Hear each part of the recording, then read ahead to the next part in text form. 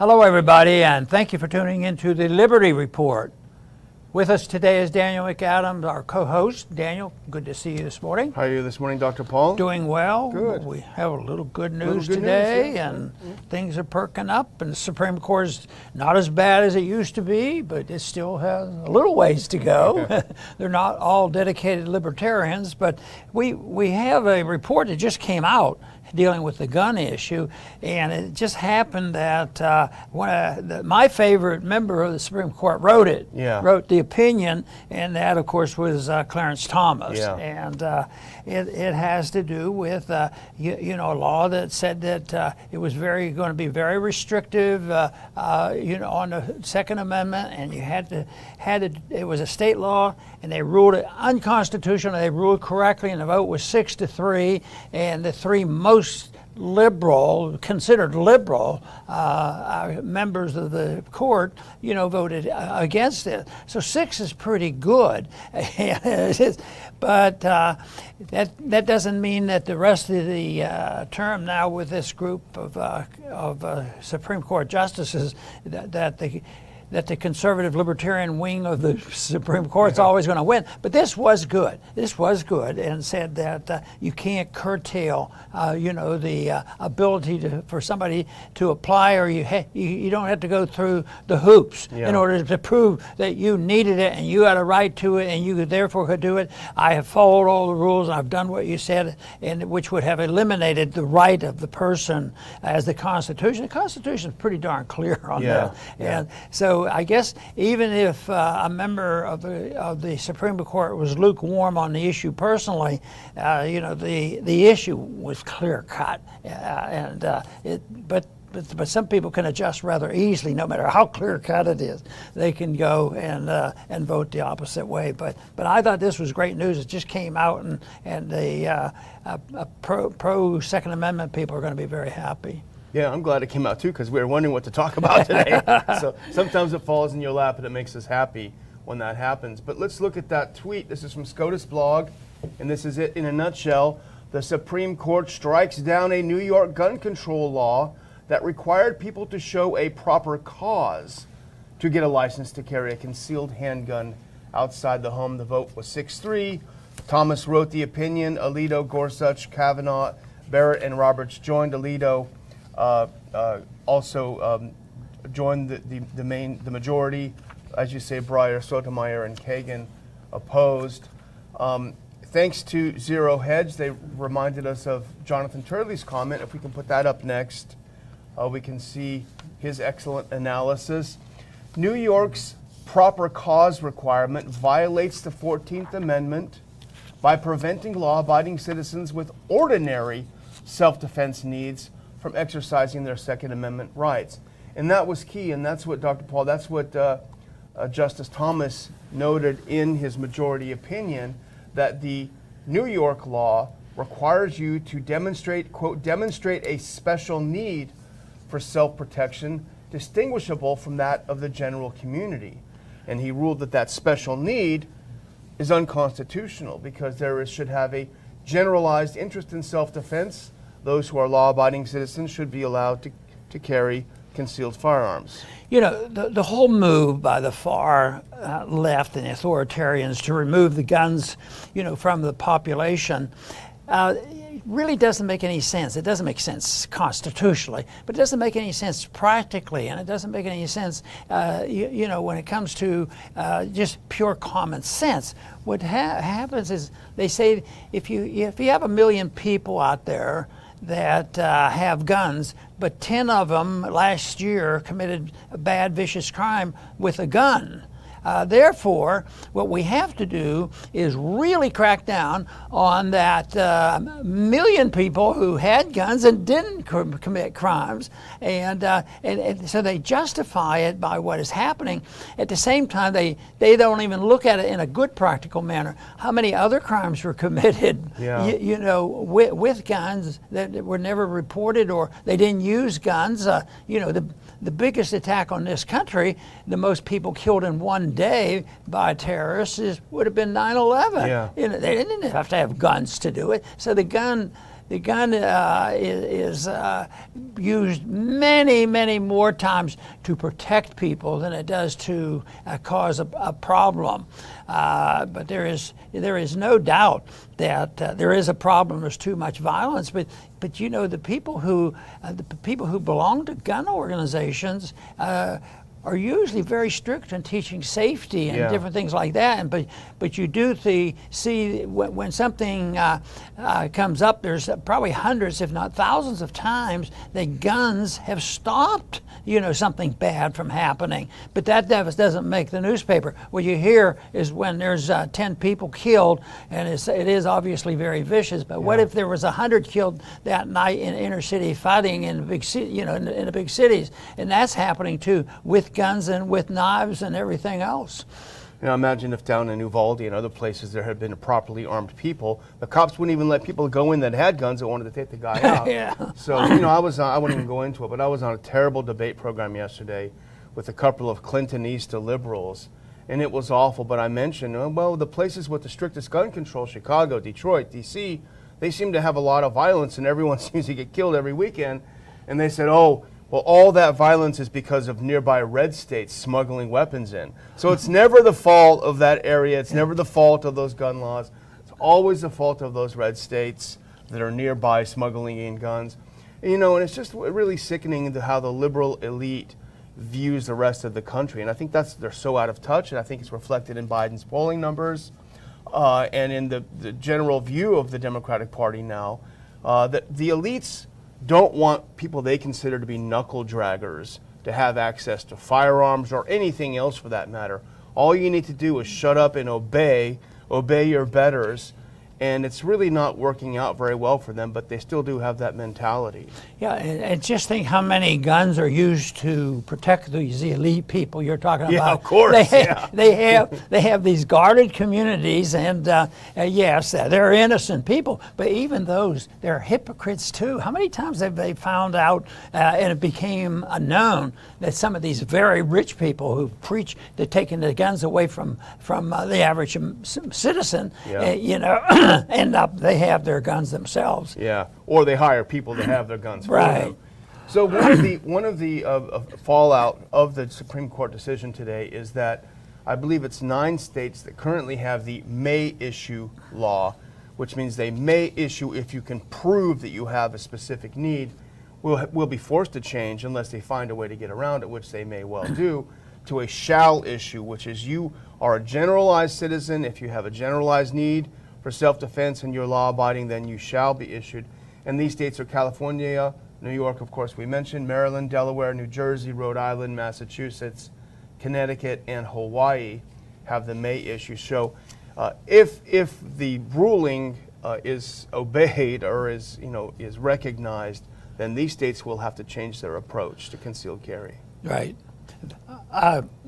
The opposition, to the Second Amendment, they will not give up. And it sort of has come and gone over the decades.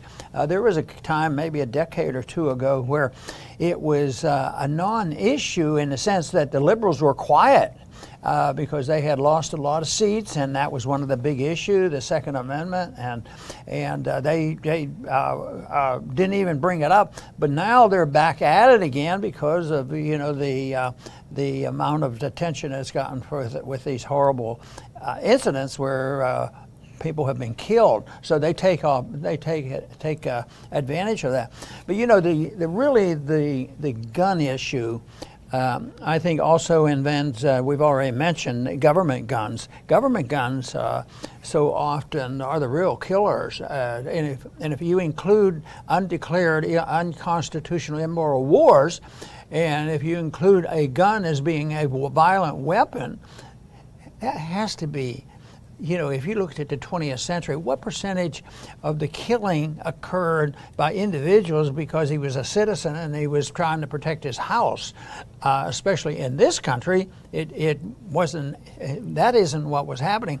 But how many people have died, at the hands of government guns And even now, how about the illegal break-ins by the police and the FBI, and so much abuse that has gone on.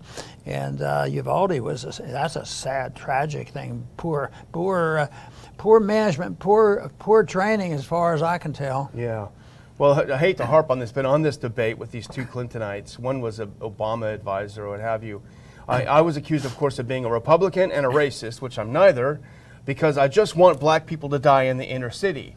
And I came back with something which I truly believe, which is there are great groups out there like Black Guns Matter, Maj Touré's organization that goes into the inner cities and trains and teaches blacks and other minorities and other people that live in the inner cities how to properly use firearms to defend themselves. I said, no, I don't want blacks to die. I want blacks to get guns to defend themselves in dangerous areas. Well, they changed the subject when it came to that, but they can't take that.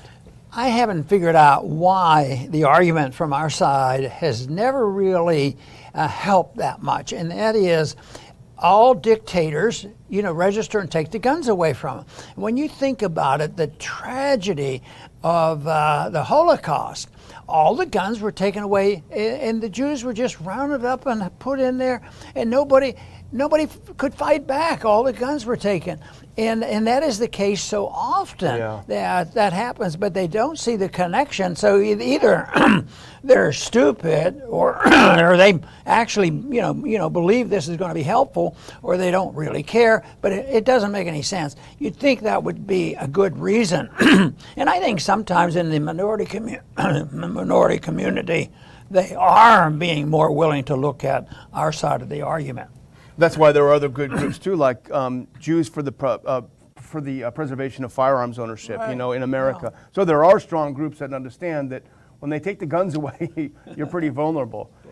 Well, let's move on to the next one, because this is something that I know is interesting to you and to most people. The top economic advisor to President Biden, her name is Elena Rouse. She's the chair of the Council of Economic Advisors, so she's got to be pretty smart. She's got to be a pretty good economist. Maybe she's spoken at Mises a few times. I don't know. Well, no. No, not quite. She is asserting that the only way to solve the inflation crisis is more government spending. And that's not the first time they've said it, because Pelosi was very blunt about it. You have to spend more money. And the neat part about this article on Zero Hedge, and this one has just come out recently too, but it's so insane, because they lack understanding.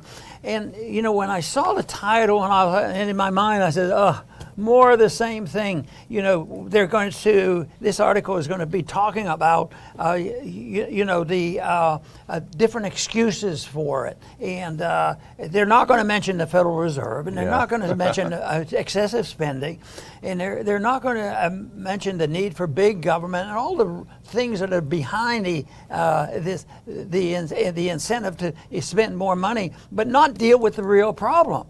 And but it turns out that this is a neat article. Yeah. Zero Hedge really did it well, because they go through and point out how ridiculous some of their arguments are, and say that, they start off by saying, this is just like they want to spend $5 trillion, and they figure, build back better. Could be $5 trillion. It reminded them of FDR's, depression and the bailing out of the depression. But they conclude the article after doing some history here and explaining, what has happened in the past and why this is failing, and the administration isn't doing a very good job, and why they, think that they don't define inflation.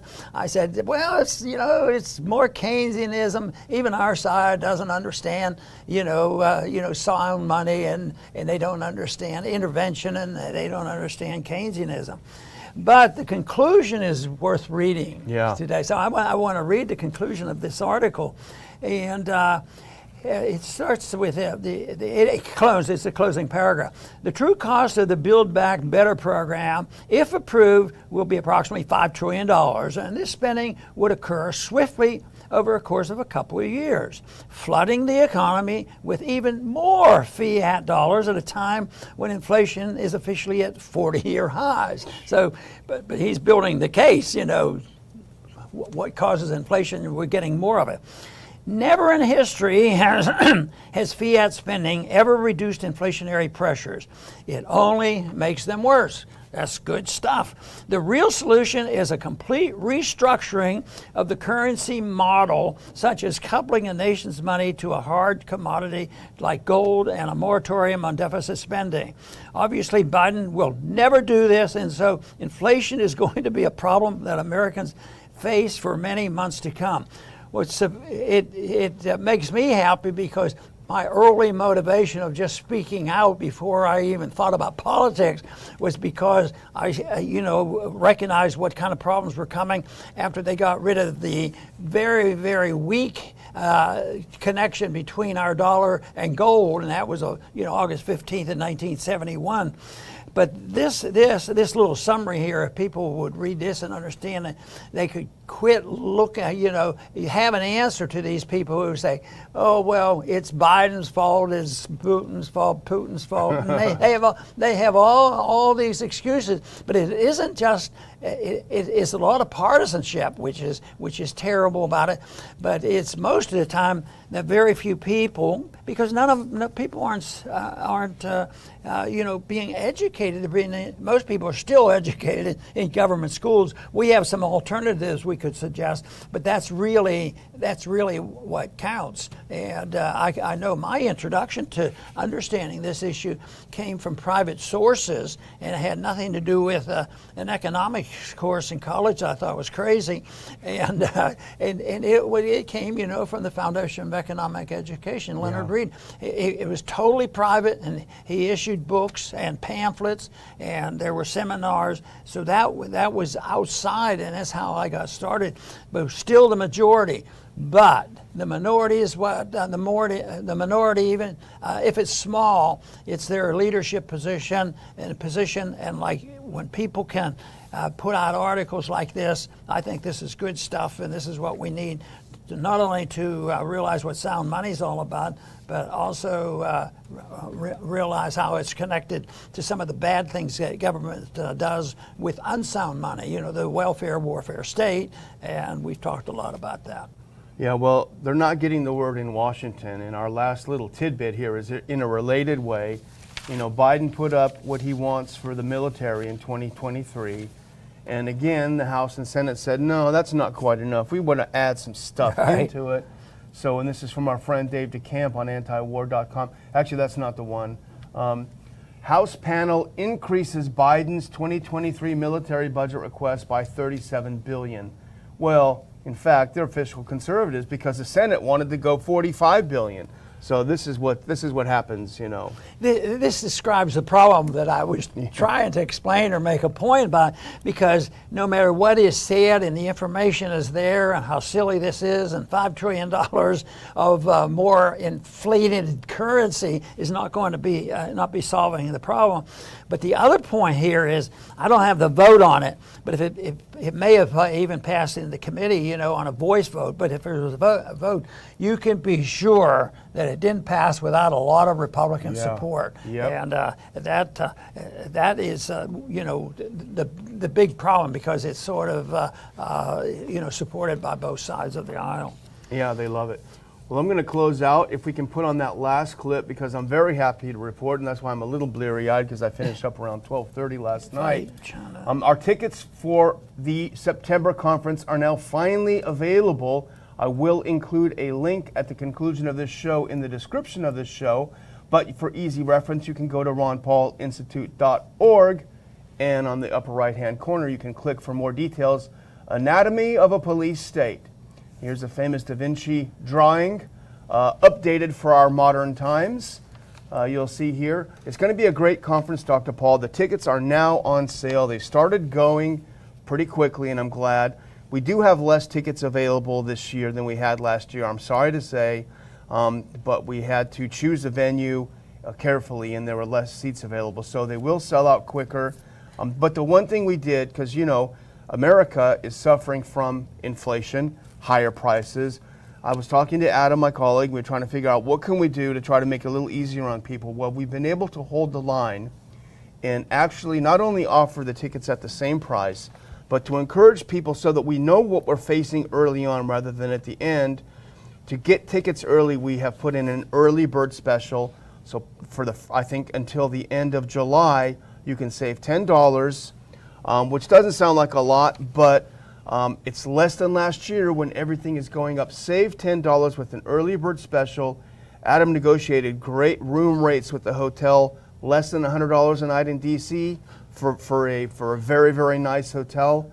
That is going to be really something. So we're doing everything we can to make it easier for you to attend, and we hope that you will be interested enough to click on, check out. We don't have the speakers listed yet, but we'll start to announce them. We'll have some of them on the show so you'll know what you're getting into. Some of them you know very well because they've been in the news a lot. So get your early bird tickets so we know how many that we're dealing with. If you're interested in the host committee, click on that link and you can send me an email. The host committee are people who are sponsors of the conference, and in exchange for helping sponsor the conference, we give them some nice perks. We have a great cocktail reception the night before. We have special seats for them in front so they have a great view and they don't have to scurry for seats. We have a great wine and cheese after the event, mixed with the speakers, mixed with the other supporters. So there's a lot of great stuff happening. DC, it's Labor Day weekend, so you can kind of bake it into your vacation. Yeah, DC is a cesspool, but there's a lot of fun stuff to see there anyway, and I'm happy to share some fun things to do. So all in all, I'm very excited, Dr. Paul. I love doing the DC conferences. I love meeting everyone. I know you do too, and I'm just really looking forward to, as our friend Bumper Hornberger says, it recharges our batteries. Very good. I'm going to close out by re-emphasizing something about the budget, and we just talked about the $37 billion increase in the military budget, which I claim the big problem there is very bipartisan. There was a time when progressive, very liberal Democrats were generally seen as being anti-war. That is not the case anymore. The coalition to be built and rebuilt and expanded has to come elsewhere, but everybody is welcome to become anti-war and make it a little bit more than bipartisan bickering or bipartisan plans just to spend more money and claiming that's going to solve the problem of inflation, spend more money. But this last incident, in the committee for the $37 billion, the ringleader there was Elaine Luria, a Democrat from Virginia. And this is a quote from Anti-War, an ultra hawk who wants to give President Biden war powers to fight China if it invades Taiwan was one of the leader's efforts to do it. Plan for more wars and more spending. And she predicts it is going to be, when this dust settles, it's going to be a lot more than $37 billion. So this is the kind of thing that continues to go on, and they mix it up. They're hawks. They like the war. They want the antagonism. They don't believe deficits matter, and then they talk themselves and they try to talk the American people into believing that actually it's going to stop inflation. Well, that's not going to happen, but the mechanism there is solid in place, and it starts with the principles devised in 1913 when it was, given to the people when this country was given this, income tax. It gives license to the authoritarians to do what they want in the welfare warfare state, and also the way the Federal Reserve operates. The availability of the Fed, which was established in 1913, makes it an open door policy. Yes, this spending on the military and all these budget things are very important, but that is not the inflation. It's an incentive for inflation. The inflation comes from the Federal Reserve, designed for a scheme of things, and then the politicians, they don't even have to think about it and talk about it because It's something that's out of their hands. It's secret. We don't control the Federal Reserve, and this is the mess we have. But this is so typical of the way it works, and it's just a system that is devised for big government, and if you believe in liberty and prosperity, it's a tough row to hoe. And that is our goal. We want to have a system which emphasizes personal liberty, which will provide the peace and prosperity that everybody deserves, and it can be achieved. I want to thank everybody for tuning in today to the Liberty Report. Please come back soon.